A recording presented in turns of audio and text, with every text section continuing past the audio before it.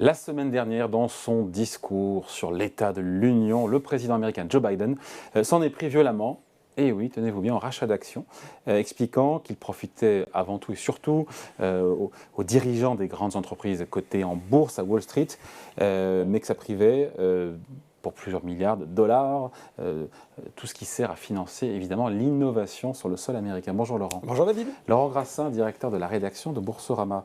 Ôtez-moi d'un doute, c'est l'autre. Ils sont taxés déjà depuis le 1er janvier. Là, ces rachats d'actions aux États-Unis, c'est pas freelance. Non, c'était la réforme fiscale qui est passée à l'été dernier, qui est entrée en application début de l'année, 1er janvier 2023, qui prévoyait une taxe sur ces rachats d'actions, taxe de 1%, plutôt, qui a plutôt des allures un petit peu symboliques, même si le service de recherche du Congrès, qui avait planché sur cette taxe, estime qu'elle devrait rapporter un peu plus de 70 milliards de dollars sur 10 ans. Donc c'est pas non plus délirant à comparer avec, et c'est peu quand on compare par exemple la taxation dividende qui est à hauteur à peu près de 20% aux États-Unis. Ouais.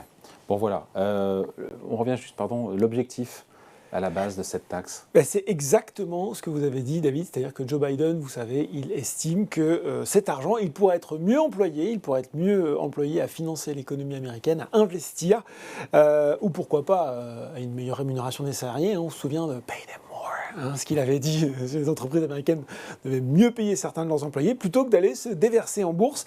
Et il a enfoncer le clou justement dans son discours sur l'état de l'Union, puisqu'il a proposé que cette taxe, à peine votée l'année dernière, passe de 1 à 4%, soit un quadruplement, de façon à, dit-il, alors bon, on reste à 4%, oui. Un quadruplement de façon à encourager les investissements de long terme, justement. Alors on n'a pas tous les chiffres en tête, mais c'est vrai que quand on pense aux grandes firmes de la tech, aux GAFA, et notamment à Apple, les grandes entreprises américaines aiment beaucoup les rachats d'actions. Pour des résultats, d'ailleurs, est-ce qu'ils sont visibles, les résultats ?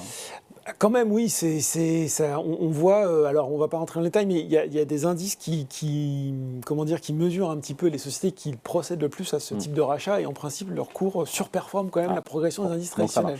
Ça marche dans une certaine mesure. Ce qui est sûr, en tout cas, c'est que c'est vrai que c'est une vraie... c'est pas une mode, au contraire, c'est une tendance de long terme, notamment des sociétés américaines. Vous citiez Apple, on se souvient à l'époque de ce plan, c'était en avril dernier, 90 milliards de rachats d'actions. Apple qui a dû racheter pour, je crois, quasiment 400 milliards sur les dernières années d'actions, donc c'est un montant qui laisse quand même assez rêveur.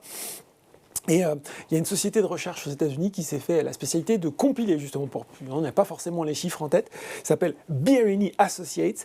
En 2022, elle indiquait, alors peut-être justement aiguillonnée, si je puis dire, par l'imminence de la taxe, que finalement les entreprises américaines avaient dépensé un peu plus de 1000 milliards de dollars en rachat d'actions.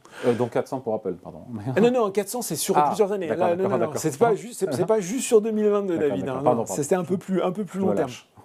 Et le directeur de la recherche du Birini lui dit, en gros, à une époque où on parlait beaucoup, vous l'avez vu avec Stéphane Néo, de récession, de CEO qui étaient très très pessimistes sur l'état de l'économie, que quand même ils étaient visiblement pas si inquiets que ça à l'idée de rendre une partie de l'argent aux actionnaires.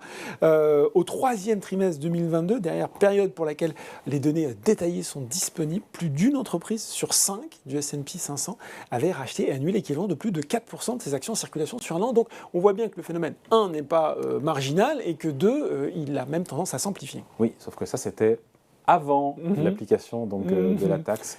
Les choses ont changé ou pas en 2023? Oui, David, elles ont changé.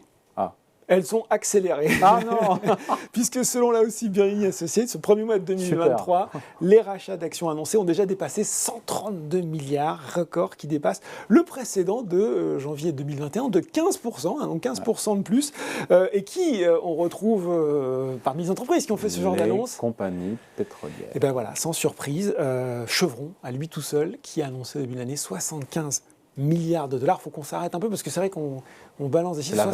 75 milliards de dollars, la moitié des volumes annoncés au cours du mois aux États-Unis. On a Exxon qui prévoit de le porter à 17,5 milliards de dollars cette année, c'était 15 milliards l'année dernière. Occidental Petroleum, qui est un spécialiste du gaz de schiste, lui qui aussi va être particulièrement prolixe dans ce domaine. Et puis les entreprises de la tech, on les citait 40 milliards pour Meta. Donc quand même des montants qui sont assez incroyables. Bon, maintenant, pour Meta, c'est un autre sujet, mais il fallait aussi donner quelque chose aux actionnaires qui se sont fait rincer sur le coup. Oui, c'est sûr. Peut-être un petit peu ça. Cette hausse drastique, ce quadruplement de la taxe qui passe de 1 à 4% sur l'achat d'actions par Biden, on se dit quand même que déjà, il faut qu'elle soit votée. On n'est pas sûr qu'elle passe avec une Chambre des représentants qui est aux mains des républicains et qui n'ont pas montré une grande appétence, un appétit, puisque ça ne leur dure pas, pour augmenter les impôts des entreprises. Oui, mais c'est là où on dit que c'est symbolique. Effectivement, il y a assez peu de probabilité que cette taxe passe. On voit bien pourquoi Biden le fait, c'est-à-dire que là où il se pose en héros défenseur de Main Street, c'est vrai que ça fait peut-être un petit peu désordre de voir, alors que certains Américains, même si l'économie américaine était résiliente, connaissent des difficultés, de voir que finalement les entreprises américaines ont des tombereaux de cash à rendre aux actionnaires. Bon, en France, tout ça, ça donne quoi? France, en Europe, de la petite lucarne. Alors, on n'est pas tout à fait sur les mêmes montants, mais en tout cas, on est quand même sur la même tendance, à savoir que les rachats d'actions, ils progressaient aussi. Il y a un chiffre qui est sorti ce matin dans Les Échos qui cite Exane BNP Paribas. Ils ont quasi doublé ces rachats d'actions. Donc en Europe, 161 milliards d'euros en 2022 contre 84 milliards en 2021. Donc je vous le disais, c'est pas tout à fait comparable en termes de données. Donc c'est des données qui sont compilées là sur un peu plus de 400 sociétés et référentes, dont 11 indices de référence comme le CAC, le DAX ou le FTSE. Alors ils ont doublé en Allemagne, ils ont sextuplé en Italie et en France, ils ont atteint presque 24 milliards de dollars en 2022. Donc on voit quand même que cette tendance à privilégier ou à augmenter le rachat d'actions, elle se retrouve aussi, elle s'illustre également en Europe, en France. Et là, pas de surprise, sur 2023, on va retrouver un petit peu la même typologie d'entreprises qu'aux États-Unis qui vont fortement racheter cette année. On va retrouver les bancaires, on a des plans assez impressionnants, notamment BNP Paribas, 5 milliards de dollars. Je vous cite les pétrolières aussi. Alors, on a UBS, si je reste sur les financières, 5 milliards de dollars. BNP Paribas, je ne sais pas s'ils disent dollars, c'est des euros, 5 milliards d'euros. Oui. UBS, c'est des dollars. On a Shell, 4 milliards de dollars. On a BP, 2,75 milliards de dollars. Donc, effectivement, les compagnies qui vont rétribuer leurs actionnaires pour une année 2022 qui leur a été très profitable. Bon, avant de se quitter, cette question, j'aurais pu la poser dès le début. Il faut se la poser évidemment. Il a raison dans le fond ou pas, Joe Biden, de partir en croisade et contre les rachats d'actions entre guillemets. Et c'est bien ou c'est pas bien les rachats d'actions? Et puis j'imagine les actionnaires qui me regardent qui disent celui-là, il a le couteau entre les dents puis il a envie d'abattre le mur de l'argent.